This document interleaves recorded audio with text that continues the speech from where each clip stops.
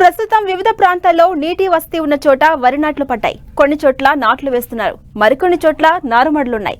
మొత్తం మీద వివిధ దశల్లో ఖరీఫ్ వరి పనులు సాగుతున్నాయి.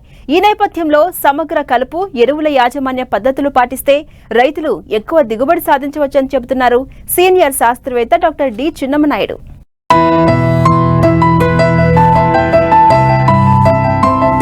వరి నాట్ల పనులు ముమ్మరంగా జరుగుతున్న కాలం ఇది.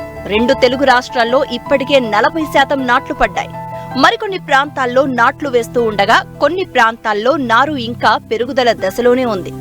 ఏదేమైనా స్వల్పకాలిక రకాలను ఈ నెలాఖరులోపు వరి నాట్లు పూర్తి చేస్తే మంచి దిగుబడి సాధించే వీలుంది. అయితే ప్రస్తుతం నాట్లు వేసిన వెయ్యబోయే పొలంలో సమగ్ర కలుపు ఎరువుల యాజమాన్యం చేపడితే నాణ్యమైన అధిక దిగుబడులు పొందవచ్చని తెలియజేస్తున్నారు సీనియర్ శాస్త్రవేత్త డాక్టర్ డి చిన్నమనాయుడు. కలుపు యాజమాన్య విషయంలో గనక చూస్తే మరి వెద వరి ఎక్కడైతే వేశారో అక్కడ కూడా కలుపు అనేది భూమి ఎప్పుడైతే ఆరుతడిగా వస్తుందో నీరు లేకుండా ఉంటుందో అక్కడ కలుపు సమస్య ఎక్కువగా ఉంటుంది. కాబట్టి కూలీలు కూడా సకాలంలో అందుబాటులో లేకపోతే పంట దిగుబడి మీద ఆ ప్రభావం కూడా పడుతుంది. కాబట్టి కలుపుని వెద పద్ధతిలో కనుక చూసుకుంటే పంట 20-25 రోజుల సమయం వచ్చిందంటే అక్కడ అన్ని రకాల కలుపులు అంటే గడ్డి జాతులు కానీ కూర జాతులు ఉంటే అక్కడ మనం బిస్పైరిబ్యాక్ సోడియం అని ఆ మందుని 100 మిల్లీలీటర్లు 200 లీటర్ నీటికి కలిపి భూమిలో పదునుండేటప్పుడు కనుక పిచికారీ చేస్తే మనకి గడ్డి జాతులు కూర జాతులు అన్నీ కూడా మనకి నివారించబడడానికి మరి అవకాశం ఉంటుంది. కాబట్టి ఆ విధంగా చేసుకోవాలి. వీటితో ఈ నామినీ గోల్డ్ కానీ బిస్పైరిబ్యాక్ సోడియంతో నివారించబడిన కొన్ని కలుపులు కూడా ఆరిక గడ్డి కానీ గుంపులు గడ్డి అని ఇలాంటివి కూడా ఈ మధ్యకాలంలో పొలాల్లో చూస్తున్నాం. దాని నివారణ కోసం మనకి చూసుకుంటే కనుక ఫినాక్సిప్రాప్ ఇథైల్ అనే మందు రైస్టార్ అనే పేరుతో దొరుకుతుంది. ఆ మందుతో పాటుగా ఇథాక్సి సల్ఫిరాన్ సన్ రైజ్ అంటారు, అదొక 50 గ్రాములు కానీ లేదంటే ఆల్ మిక్స్ అనే మందుని 8 గ్రాములు ఈ రైస్టార్కి ఈ మందుని కూడా మనం జత చేసి కనుక పిచికారీ చేసుకుంటే అన్ని రకాల కలుపులు నివారించబడడానికి మరి అవకాశం ఉంటుంది. అదేవిధంగా ఎవరైతే రైతులు డ్రమ్ సీడర్ పద్ధతిలో మరి వరి వ్యవసాయం చేస్తారో అక్కడ విత్తనాలు వేసిన వెంటనే 2వ రోజు 3వ రోజు ఈ పైరిజోసల్ఫరాన్ ఇథైల్ అనేటువంటి మందును అంటే మనకు సాతి అనే పేరుతో దొరుకుతుంది. 80 గ్రాముల మందు 180 నుంచి 200 లీటర్ల నీటిలో కలిపి కనుక మనం పిచికారీ చేసుకుంటే అక్కడ కూడా కలుపు సమర్థవంతంగా నివారించబడుతుంది. ఒకవేళ పిచికారీ చేయలేని పక్షంలో మనకి ఆక్జాడ్ అయర్జిల్ అంటాం టాప్ స్టార్ అనే మందును అంటే 35 గ్రాముల మందును ముందు 1 లీటర్ నీటిలో కలిపి తర్వాత ఒక 30-40 కేజీలు ఇసుకలో కలిపి డ్రమ్ సీడర్ వేసిన 5-6 రోజుల తర్వాత పల్చగా నీరుంచి మనం కనుక ఇసుకలో కలిపి చల్లుకున్నా కానీ ఆ విధంగా కలుపు నివారించబడుతుంది. అలాగే డ్రమ్ సీడర్ పద్ధతిలో మొదటి కలుపు మందు వేసిన తర్వాత మళ్ళీ 20-25 రోజులకు కూడా బిస్పైరిబ్యాక్ సోడియం అనే మందుని 100 మిల్లీలీటర్లు మళ్ళీ మనం 20-25 రోజుల సమయంలో కనుక పిచికారీ చేసుకుంటే గడ్డి జాతులు కలుపు జాతులు కూడా నివారించబడడానికి అవకాశం ఉంటుంది. అదేవిధంగా నాట్లు వేసే పొలం అంటే ఉడుపు వేసేటువంటి పొలం కానీ మిషన్తో ఉడిచేటువంటి పొలాల్లో కలుపు నివారణకు ఉడిచినటువంటి 2వ రోజు నుంచి 5వ రోజు మధ్యలో మనకి ఈ ఆక్జాడ్ అయర్జిల్ అంటాము, అది టాప్ స్టార్ పేరుతో దొరుకుతుంది.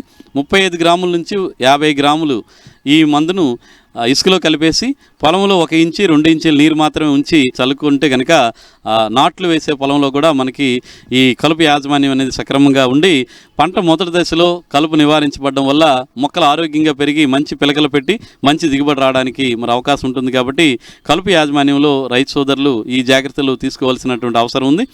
భూసార పరీక్షల ఆధారంగానే ఎరువుల యాజమాన్యం చేపట్టాలి. భూమికి ఎంత మేర పోషకాలు అవసరమో అంతే వేయడం వల్ల పెట్టుబడులు కూడా తగ్గుతాయి. వరికి ముఖ్యంగా నత్రజని, భాస్వరం, పొటాష్ అధికంగా అవసరమైన పోషకాలు. వీటితో పాటు సూక్ష్మ పోషక లోపాలు రాకుండా జాగ్రత్త పడాల్సిన అవసరం ఉంది. జింక్ లోపం ఉంటే కనుక చివరి దమ్ములోనే మనకి 20 కేజీల వరకు కూడా జింక్ సల్ఫేట్ను వేసుకొని తదుపరి ఒక 2 రోజులు పోయిన తర్వాత ప్రాథమిక ఎరువులు ఏవైతే ఉన్నాయో వాటిని అందించడానికి ప్రయత్నం చేయాలి. మరి చివరి దమ్ములో మనమైతే కనుక డిఏపి అందులో మనకి నత్రజని భాస్వరం 2 దొరుకుతాయి. కాబట్టి ఎకరానికి 1 బస్తా డిఏపి దానితో పాటు కొద్ది మోతాదులో నత్రజని కోసం యూరియా ఒక 5 నుంచి 10 కేజీలు కలుపుకోవడం. అలాగే పొటాష్ తప్పనిసరిగా చివరి దమ్ములో కూడా 15 నుంచి 20 కేజీలు చివరి దమ్ములో తప్పనిసరిగా వేయాల్సినటువంటి అవసరం ఉంది. ఈ విధంగా మనం భాస్వరం ఎరువులు వీలైనంత వరకు మనం నాట్లు వేసిన తర్వాత అయితే వారం రోజులు మూన తిరగక ముందుగానే భాస్వర ఎరువు భూమిలో పడే విధంగా చేసుకోవడం, లేదా చివరి దమ్ములోనే వేయటం అనేది చేసుకుంటే భాస్వర ఎరువు ఎక్కువ రావడం వల్ల వేరు వ్యవస్థ బాగా అభివృద్ధి చెంది తద్వారా పోషకాలను బాగా తీసుకుని పంట ఆరోగ్యంగా పెరగడానికి అవకాశం ఉంటుంది. అలాగే పొటాష్ ఎరువును కూడా వేయటం వల్ల కాండం దృఢత్వం వస్తుంది, ఆకు కూడా దళసరిగా తయారయ్యి చీడపీడల నుంచి కూడా పంటకి రక్షణగా ఉంటుంది. కాబట్టి పొటాష్ ఎరువును కూడా రైతు సోదరులు తప్పనిసరిగా వేయాల్సిన అవసరం ఉంటుంది. తదుపరి 20-25 రోజులకు ఇప్పుడు యూరియా, నీమ్ కోటెడ్ యూరియా వస్తుంది. కాబట్టి అక్కడ భూసార పరీక్షలను ఆధారంగా చేసుకొని అక్కడ నత్రజని ఎంత సిఫారు చేస్తే మీకు గనక భూమిలో నత్రజని తక్కువగా ఉంటే 25% పెంచి ఎరువులు వేయాల్సిన అవసరం ఉంది. ఆ విధంగా భాస్వరం కానీ పొటాష్ కానీ మీరు భూసార పరీక్ష ఆధారంగా అక్కడ కనుక తక్కువ ఉంటే 25% పెంచడం, ఒకవేళ ఎక్కువ ఉన్నాయని చెప్పేసి పరీక్ష ఫలితాలు వస్తే 25% తగ్గించుకోవడం, ఆ విధంగా ఎరువుల యాజమాన్యం కనుక చేసుకొని వరి వ్యవసాయం కనుక చేస్తే అక్కడ పంట ఆరోగ్యంగా పెరిగి సాగు ఖర్చు తగ్గడంతో పాటుగా మనం ఏదైతే సిఫార్సుల మేరకు ఎరువుల యాజమాన్యం చేపడతారో అక్కడ చీడపీడల సమస్య కూడా చాలా వరకు తగ్గడానికి అవకాశం ఉంటుంది. కాబట్టి రైతు సోదరులు భూసార పరీక్ష ఆధారంగా ఎరువుల యాజమాన్యం కనుక చేపడితే అక్కడ పంట ఖర్చులు తగ్గడం, పంట దిగుబడి పెరగడానికి కూడా అవకాశం ఉంటుంది. కాబట్టి కలుపు యాజమాన్యం మీద దృష్టి పెట్టాలి. అలాగే మొదటి దఫా వేసేటువంటి ఎరువుల యాజమాన్యం మీద దృష్టి పెడితే వరి పంటను కూడా మనం ఎక్కువ దిగుబడులు పొందడానికి, నాణ్యమైన దిగుబడులు పొందడానికి, అలాగే సాగు ఖర్చు తగ్గడానికి కూడా అవకాశం ఉంటుంది. ఎక్కడైతే సరైన ఎరువుల యాజమాన్యం చేపడతారో అక్కడ చీడపీడల బెడద తక్కువగా ఉంటుంది. ఇటు కలుపు యాజమాన్యంపై కూడా దృష్టి పెడితే దిగుబడి పెరగడమే కాకుండా పెట్టుబడులు కూడా తగ్గుతాయి.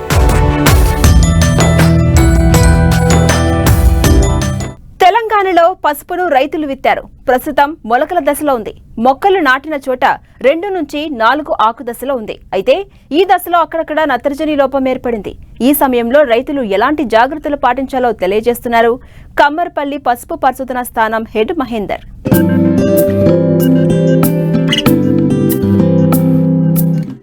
పసుపు సాగు చేసే రైతులు పంట చేతికొచ్చే దశలో మేలైన విత్తనాన్ని ఎంపిక చేసుకుంటారు. దానినే మరో సీజన్లో విత్తుతారు. ఏటా ఇదే పునరావృతం కావడంతో విత్తనం స్వచ్ఛత కోల్పోతుంది. ఈ దశలో 2 ఏళ్లుగా రైతులకు స్వచ్ఛమైన విత్తనాన్ని అందిస్తోంది నిజామాబాద్ జిల్లా కమ్మర్పల్లి పసుపు పరిశోధనా స్థానం. కొబ్బరి పీచు, సేంద్రియ ఎరువుతో ట్రేలలో శుద్ధి చేసిన పసుపు వంగడాలు ఉంచి విత్తనోత్పత్తి చేసింది. గతేడాది రైతులకు ఉచితంగా అందించిన శాస్త్రవేత్తలు ఈ ఏడాది ఒక్కో మొక్కకు ఒక్కో రూపాయి చొప్పున అందించింది. ఈ పరిశోధన స్థానం దాదాపు 30 ఎకరాల్లో ఉంది. అంటే 2010లో ఈ పరిశోధన స్థానం ఇక్కడ కమ్మరిపల్లి గ్రామంలో స్థాపించబడింది. దీంట్లో మేము వివిధ రాష్ట్రాల నుంచి సేకరించిన 312 వివిధ రకాల పసుపు రకాలు ఉన్నాయి. అవన్నీ రకాలు కూడా మేము వాటిపైన పరిశోధన చేస్తున్నాము. అవే కాకుండా 10 నుంచి 15 రకాలు తెలంగాణకు చాలా అనుకూలమని తేలింది ఆ రకాలలో. సో ఆ రకాలు కురుకుమిని శాతం ఆధారితంగా మేము వాటిని అభివృద్ధి చేస్తున్నాము. వాటిపైన పరిశోధన చేసి అదేవిధంగా వాటిని ఆ విత్తనాలను రైతు సోదరులకు కూడా మేము ఇస్తున్నాము. లోకల్ వెరైటీ అంటే మనకు దుగ్గిరాల రెడ్డి అనే వెరైటీ ఇక్కడ 90% తెలంగాణ రాష్ట్రం వేస్తాము. దాంట్లో కురికిమిన్ శాతం 2 నుంచి 3% వరకు ఉంటుంది. సో అధిక కురికిమిన్ అంటే 4% కన్నా ఎక్కువ రకాలన్నీ కూడా అధిక కురికిమిన్. ఆ రకాలు అంటే కేరళ రాష్ట్రం నుంచి ప్రగతి రకము, బీహార్ రాష్ట్రం నుంచి రాజేంద్ర సోనియా సోనాలి, తమిళనాడు నుంచి సేలం వెరైటీలు, మహారాష్ట్ర నుంచి రాజాపూర్ రకం, ఇవన్నీ అనుకూలం, తెలంగాణకు అనుకూలమైంది. మంచి దిగుబడి వస్తుంది, కురికిమిన్ శాతం కూడా అధికం వస్తుంది. వాటికి వివిధ ప్రాంతాలలో మంచి రేటు కూడా పలుకుతుంది. అలాంటి రకాలను తెలంగాణకు తీసుకొచ్చేసి మన రాష్ట్రంలో రైతు సోదరులకు మేము గత 5 సంవత్సరాల నుంచి ఇస్తున్నాము.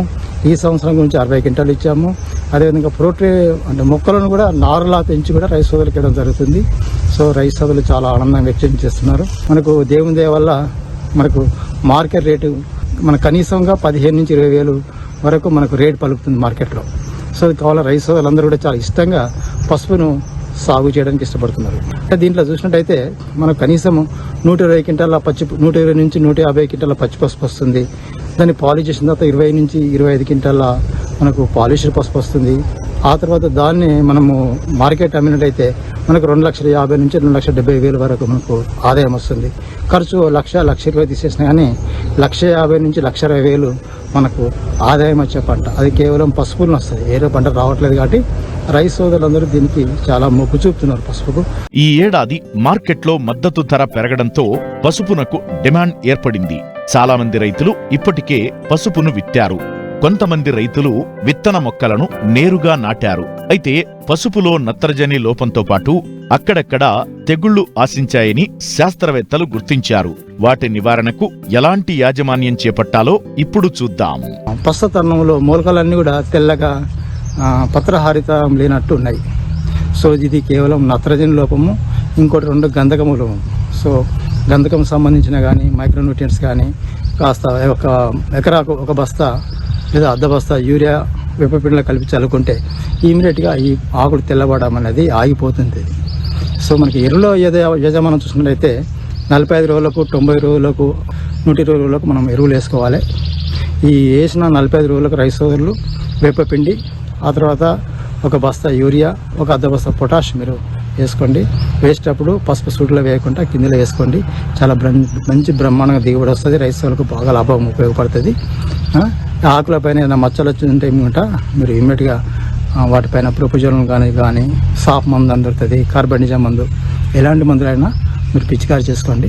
పిచికారి చేసినప్పుడు మీరు గుర్తుంచుకోవాల్సింది ఏంటంటే మరి ప్రొద్దున పూట పిచికారి చేయొద్దు. ఆకులపైన మంచు లేనప్పుడు మీరు పిచికారి చేసుకున్నట్టయితే చాలా బ్రహ్మాండంగా ఉంటుంది.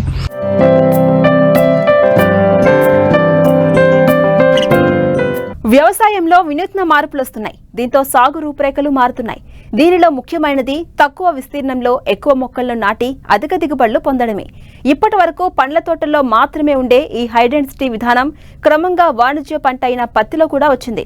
అయితే అధిక సాంద్రత పద్ధతిలో పత్తి సాగు చేసే రైతులు కొద్దిపాటి మెలకువలు పాటిస్తే అధిక దిగుబడి పొందవచ్చని రైతులకు తెలియజేస్తున్నారు మంచిర్యాల జిల్లా బెల్లంపల్లి కృషి విజ్ఞాన కేంద్రం శాస్త్రవేత్తలు. మరి ఆ వివరాలేంటో ఇప్పుడు చూద్దాం.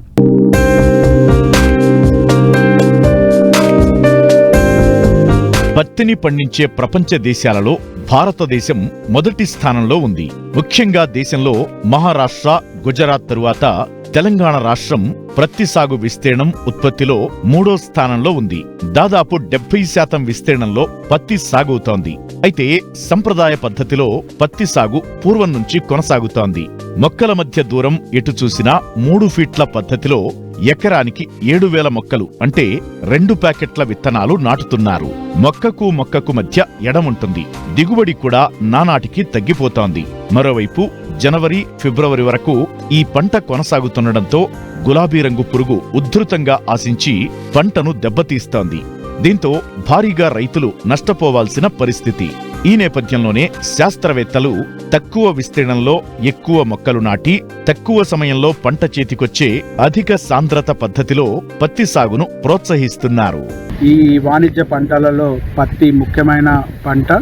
దాన్ని సుమారు మన తెలంగాణ రాష్ట్రంలో 21.9 హెక్టార్లలో సాగు చేస్తున్నారు. అలాగే మంచి గిట్టుబాటు ధర ఉండడం ద్వారా రైతులు ఏ చిన్న ప్రదేశం కనబడ్డ భూమి అది అనుకూలమైందా కాకపోయినా కూడా పత్తి అనేది సాగు చేస్తూ వస్తున్నారు. సో ఆ విధంగా చేయడం ద్వారా దిగుబడి ఆశించినంత రావడం లేదు. అలాగే పెట్టుబడి ఖర్చు కూడా పెరుగుతూ వస్తున్నది. ఈ అన్నిటికీ ప్రత్యామ్నాయంగా సిఐసిఆర్ నాగ్పూర్ వాళ్ళు మన యూనివర్సిటీ వాళ్ళ సహకారంతో అలాగే ప్రైవేట్ కంపెనీ వారి సహకారంతో ఈ అధిక సాంద్రత పత్తి అనే సాగుని తీసుకురావడం జరిగింది. దీంట్లో ఏంటి అంటే మామూలుగా 1 ఎకరానికి మనకు 1 కేజీ విత్తనంకి చూసుకున్నట్లయితే 4,938 మొక్కలు సుమారు మనకు 1 ఎకరంలో కూర్చోబెట్టడం జరుగుతుంది. ఈ అధిక సాంద్రత పత్తిలో విత్తన మోతాదు అంటే 2.5 కేజెస్ విత్తనాన్ని మనం తీసుకోవడం జరుగుతుంది. ఈ 2.5 కేజెస్లో మనకు 29,000 చిలుకు మొక్కలను మనము 1 ఎకరంలో కూర్చోబెట్టడం అనేది జరుగుతుంది. అదే మనము స్పేసింగ్ అంటే ఇది సాల్ పత్తి లాగానే వేసుకోవచ్చు. ఇందులో మొక్కలకు మొక్కల మధ్య 15 సెంటీమీటర్లు, అలాగే సాలుకు మధ్య చూసుకున్నట్లయితే 90 సెంటీమీటర్ల మనకు ఎడం అనేది కనబడుతూ ఉంటుంది. అలాగే ఈ అధిక సాంద్రత పత్తిలో మనం చూసుకున్నట్లయితే 90x15. సో ఈ విధంగా మనం ఈ 90 నుంచి 15 సెంటీమీటర్లకు రావడం ద్వారా ఎక్కువ మొక్కలను 1 ఎకరంలో కూర్చోబెట్టడం అనేది జరుగుతుంది. కాబట్టి ఇప్పుడు ఇది ఎందుకు తీసుకురావడం అంటే దీనికి తగ్గట్టుగా కూడా మనకు ప్రైవేట్ హైబ్రిడ్స్ అందుబాటులో ఉన్నాయి. అంటే ఎక్కువగా పెరగకుండా తక్కువ కాల వ్యవధి అంటే 180 రోజుల నుంచి 190 రోజుల కాల వ్యవధి కాకుండా 140 నుంచి 150 రోజుల కాల వ్యవధి మనకు ప్రైవేట్ హైబ్రిడ్స్ కానివ్వండి, పత్తిలో సూట్ రకాలు కూడా రావడం జరిగింది. దాంతో పాటుగా ఈ ఎక్కువ మొక్కలని మనం కూర్చోబెడుతున్నాం కాబట్టి అవి ఎక్కువగా గుబురుగా పెరగడం కానీ ఎక్కువగా ఎత్తు పెరిగే అవకాశం కూడా మనకు కనపడదు. అలాంటి హైబ్రిడ్స్ కూడా అందుబాటులో ఉన్నాయి. కాల పరిమితి అనేది తగ్గుతుంది, అలాగే గుబురుగా పెరగకపోవడము. మళ్ళీ ఇంకోటి ఏంటంటే ఎక్కువ కాయలు కూడా, ఎందుకంటే ఎక్కువ మొక్కలు ఉండడం ద్వారా మనకు 10 నుంచి 12 కాయలు వచ్చినా కూడా ఆశించినంత దిగుబడి వచ్చే అవకాశం ఉంటుంది. ఇక్కడ ముఖ్యంగా బరువు తక్కువ నేలలు, ఏదైనా చిలక నేలలు కానివ్వండి, ఎర్ర నేలలు అంటే నల్లరేగడి భూములు, బరువైన నేలలు కాకుండా బరువు తక్కువ చిలక నేలలు, దుబ్బరు భూములైనా కూడా మనకు ఈ అధిక సాంద్రత పత్తికి అనుకూలము. ఏదైతే మనకు నల్లరేగడి భూములలో ఎంతైతే దిగుబడి వచ్చే అవకాశం ఉంటుందో ఈ మొక్కలు మనకు ఇందులో ఎక్కువ శాతం మనం ఎక్కువ మొక్కలు వేయడం ద్వారా కూడా సుమారు అంతే దిగుబడి వచ్చే అవకాశం ఉంటుంది. ఇంకోటి ఏంటంటే ఇక్కడ మనము ఈ యొక్క ఎదుగుదలను నియంత్రిస్తాము. ఈ ఎదుగుదలను ఏ విధంగా నియంత్రిస్తామంటే మెపిక్వా క్లోరైట్ అనే ఒక ఎదుగుదలను నియంత్రించే హార్మోన్ అనేది మనం పిచికారీ చేస్తాము. అది ఏంటంటే 1 ml ఒక లీటర్కి పిచికారీ అనేది చేయడము జరుగుతుంది. ఇది ఎప్పుడు అని అంటే 40 నుంచి 45 రోజుల వ్యవధికి ఒకసారి, రెండోసారి 50 నుంచి 55 లేదు అంటే 60 రోజులకు రెండోసారి. బాగా నల్లరేగడి భూములలో కూడా ఒకవేళ రైతులు దీనికి సాగుకి వెళ్ళినప్పుడు ఎక్కువ గుబురు ఎక్కువ హైట్ రాకుండా ఉండడానికి 3వ దఫా కూడా పిచికారీకి వెళ్ళాలి. అప్పుడు 1.2 ml ఒక లీటర్కి మనం కలుపుకొని పిచికారీ చేయడం ద్వారా ఎదుగుదలను అనేది నియంత్రించడము. కాబట్టి మళ్ళీ ఇంకోటి ఏంటంటే మనం ఇక్కడ నియంత్రించడం ద్వారా అప్పటి వరకు వచ్చిన పుష్పాలన్నీ కూడా కాయలుగా మారి బరువు వచ్చే అవకాశం ఉంటుంది. మళ్ళీ ఇంకోటి ఏంటంటే ఇలా పిచికారీ చేయడం ద్వారా మనం ఒకటే సమయానికి పంట తీసుకునే అవకాశం ఉంటుంది. రైతు సోదరులను ఈ కొత్త పద్ధతిలో సాగు చేయడం ద్వారా 1 లేదా 2 ఖాతాలలోనే మనకు ఈ మొత్తం పత్తి ఏరడం కూడా జరుగుతుంది, నాణ్యమైన పత్తి రావడం జరుగుతుంది. ఇంకోటి ఏంటంటే ఈ పత్తి ఏరే సమయం కూడా మనకు తొందరగా వచ్చే అవకాశం ఉంటుంది. ఇంకోటి ఏంటంటే ఈ చీడపీడలను కూడా నియంత్రించే అవకాశం ఉన్నది. ముఖ్యంగా గులాబీ రంగు పురుగుని మనం ఈ కాలం ఏదైతే 140-150 రోజులకు నియంత్రించడం ద్వారా దాన్ని కూడా ఎదుర్కొనే అవకాశం ఎక్కువగా ఉంటుంది. కాబట్టి ఈ అధిక సాంద్రత పత్తి సాగు అనేది రాబో కాలంలో ఎక్కువగా రైతులు చేసే అవకాశం ఉంటుంది. సాధారణ పత్తి సాగులో చేపట్టినట్లే హై డెన్సిటీ విధానంలో కలుపు నివారణ, ఎరువుల యాజమాన్యం చేపట్టాలి. ముఖ్యంగా పోషక లోపాలు రాకుండా చూసుకున్నట్లయితే మొక్కలు ఆరోగ్యంగా పెరిగి మంచి దిగుబడి పొందేందుకు ఆస్కారం ఉంటుంది. ఏదైతే మనం కలుపు నివారణ సాధారణంగా పత్తిలో ఏదైతే మనము పిచికారీ చేస్తామో పెండి మిత్తాలు 1.2 లీటర్స్ ఒక ఎకరానికి ఏదైతే మనం పిచికారీ చేస్తామో అంటే విత్తనం విత్తుకున్న తర్వాత 24 నుంచి 48 గంటల లోపే మనము పిచికారీ చేసుకోవడం ద్వారా మనకు ఒక 20 రోజుల వరకు కలుపును మనం నియంత్రించుకోవచ్చు. లేకపోతే అలాక్లోర్ అయినా కూడా పిచికారీ చేసుకోవచ్చు. అది కూడా 1.5 to 2 లీటర్స్ ఒక ఎకరానికి దాని మనకు అందుబాటులో ఉన్నది. దాని ద్వారా కూడా మనము కలుపును అనేది నివారించుకోవచ్చు. ఎరువుల మోతాదు చూసుకున్నట్లయితే అందరు గుర్తుపెట్టుకోవాల్సింది ఏంటంటే యూరియా, DAP, పొటాష్. సో ఈ మోతాదు కూడా మనకు 4 దఫాలుగా వేసుకోవడం అనేది చాలా ముఖ్యము. ముఖ్యంగా 20, 40, 60, 80 రోజులలో మనం వేసే ఎరువులను 4 భాగాలుగా విభజించుకొని వేసుకోవాలి. 48, 24, 16, 40 కేజీల మ్యూరేట్ ఆఫ్ పొటాష్, 110 కేజీల మనకు యూరియాని, 150 కేజీల సింగిల్ సూపర్ ఫాస్ఫేట్. అదే DAP రూపకంగా అయితే 50 కేజీలు. ఈ DAP కానీ సింగిల్ సూపర్ ఫాస్ఫేట్ కానీ ఆఖరి దుక్కులో దున్నుకొని మిగతా యూరియా ఉన్న పొటాష్ని 4 భాగాలుగా అంటే మిగతా భాగాలలో మనం వేసుకోవాలి పైపాటుగా. ఇంకోటి ముఖ్యంగా మనం గమనించాల్సింది ఏంటంటే సూక్ష్మ పోషకాలకు రావడం జరుగుతుంది లోపము. అవి ఏంటంటే ప్రతి సంవత్సరం అదే జాగాలో మనం పత్తి సాగు చేయడం ద్వారా మనం అందించే పోషకాలు ఎక్కువగా ఏంటి అంటే యూరియా, DAP, పొటాష్. మిగతా పోషకాల మీద ఎక్కువగా శ్రద్ధ పెట్టము. కానీ రైతు సోదరులు ఏంటంటే జింక్ కానివ్వండి, మెగ్నీషియం, బోరాన్ ఇవి కూడా వచ్చే పోషక లోపాలు వచ్చే అవకాశం ఉంటుంది. అవి ఎట్లా అంటే మనకు ఆకుల మీద ఏర్పడే అవకాశము కూడా ఉంటుంది. సో కాబట్టి రైతు సోదరులు ఏంటంటే ఒక 20 కేజీల జింక్ సల్ఫేట్ని ఆ భూమిలో వేసుకోవాలి. ప్రతి పంట 2 సీజన్కి ఒకసారి జింక్ సల్ఫేట్ని వేసుకోవడం ద్వారా జింక్ లోపాన్ని కూడా అరికట్టవచ్చు. ఒకవేళ జింక్ లోపం ఏర్పడినప్పుడు జింక్ సల్ఫేట్ 2 grams 1 లీటర్ కలుపుకొని పిచికారి చేయాలి. అలాగే మెగ్నీషియం సంబంధించిన మనకు ఎందుకంటే ఈ లోపాలు అనేది చీడపీడలకు ఎట్లయితే ఆకులు రంగు మారుతాయో అదేవిధంగా వీటికి కూడా రంగు మారడం అనేది జరుగుతుంది. కాబట్టి రైతు సోదరులు ఇవి రెండింటికి వ్యత్యాసం తెలుసుకోకపోవడం ద్వారా మందుల పిచికారికి వెళ్ళడం అనేది జరుగుతుంటుంది. సూక్ష్మ పోషక లోపం ఉన్నప్పుడు కూడా మన మామూలు పత్తి ఈ నల్లరేగడి భూములలో ఎట్లయితే దిగుబడి వస్తుందో ఈ అధిక సాంద్రత పత్తి బరువు తక్కువ నెలల్లో కూడా మనకు అంతే దిగుబడి వస్తుంది. ఇక్కడ ముఖ్యంగా వ్యత్యాసం ఏంటంటే కాల పరిమితి. ఒక 180 రోజులలో అక్కడ మనకు చూసుకున్నట్లయితే ఇక్కడ 140 రోజులలోనే మనకు పత్తి చేతికి వచ్చే అవకాశం ఉంటుంది. ఒకటి ఏంటంటే విత్తన మోతాదు అనేది ఒకటి పెరుగుతుంది అధిక సాంద్రత పత్తిలో. అలాగే ఇంకోటి ఏంటంటే ఎరువుల యాజమాన్యం కానివ్వండి, నీటి తడులు ఒకవేళ వర్షాధారితమైన కూడా కొద్ది జాగ్రత్తలు తీసుకొని ఏదైతే మనం చెప్తున్నామో ఒకేసారి ఏరడానికి అనుకూలంగా ఉంటుంది అధిక సాంద్రత పత్తిలో. సో ఆ విధంగా కూడా ఖర్చు తగ్గించుకున్న వాళ్ళం అవుతాము. కాబట్టి రైతు సోదరులు రాబో కాలంలో అధిక సాంద్రత పత్తి ఎక్కువగా వేసుకునే అవకాశం ఉంటుంది. కాబట్టి దాని గురించి తెలుసుకొని మెకనైజేషన్ కూడా వచ్చే అవకాశం ఉంటుంది. కాబట్టి తదుగుణంగా రైతులు ఈ అధిక సాంద్రత పత్తిని పాటిస్తారని నేను కోరుకుంటున్నాను.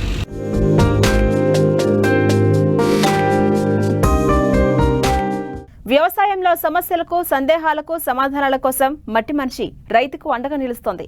మీరు సంప్రదించవలసిన మా చిరునామా మట్టి మనిషి 10 TV road number 36 Jubilee hills Hyderabad 500033. మా ఫోన్ నెంబర్ 0403010110 మరియు 8897186111. మరిన్ని ఆసక్తికరమైన విశేషాలతో ప్రతిభా బయోటెక్ కొకోలి సమర్పించు మట్టి మనిషి కార్యక్రమంలో మళ్ళీ కలుసుకుందాం. అంతవరకు సెలవు. నమస్కారం.